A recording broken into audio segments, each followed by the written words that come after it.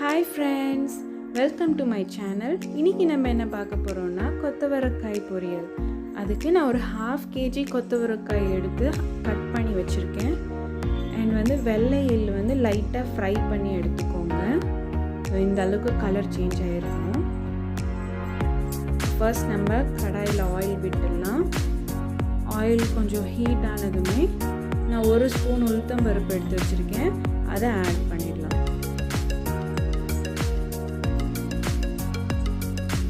இப்போ 2 காஞ்ச மிளகாயை ஆட் பண்ணிக்கலாம்.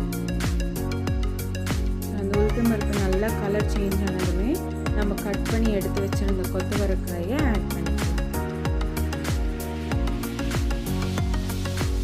2 கலர் கலரிக்கோங்க. அப்புறம் கொஞ்சமாக கல்லுப்பு நான் எடுத்திருக்கேன். நீங்கள் வேணால் சால்ட் எடுத்துக்கோங்க. கல்லுப்பு கொஞ்சமாக ஆட் பண்ணிக்கோங்க.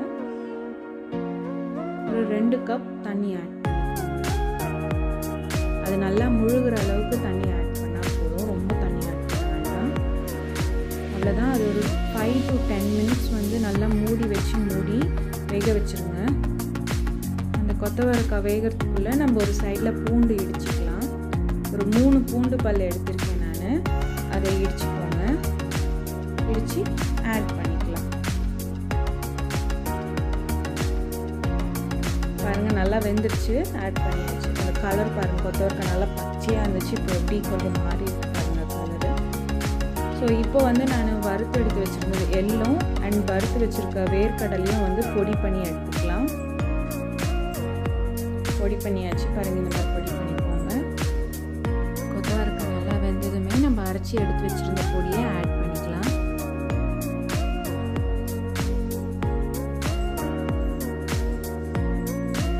நல்லா வெந்ததுக்கப்புறம் கொத்தவரக்காய் நல்லா வெந்ததுக்கப்புறமா இதை ஆட் பண்ணுங்கள். ஏன்னா இது ஒரு லாஸ்ட் ஸ்டேஜ்.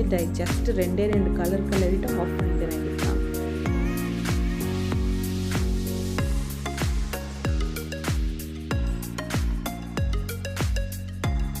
அவ்வளோதான். ஆல்மோஸ்ட் நம்மளோட சுவையான கொத்தவரக்காய் ரெடி ஆகிடுச்சு. இந்த கொத்தவரக்காய் பொரியல் எல்லாத்துக்குமே சைடிஷாக நீங்கள் சாப்பிட்லாம். மோஸ்ட்லி சாம்பார் சாதத்துக்கு ரொம்பவே நல்லாயிருக்கும்.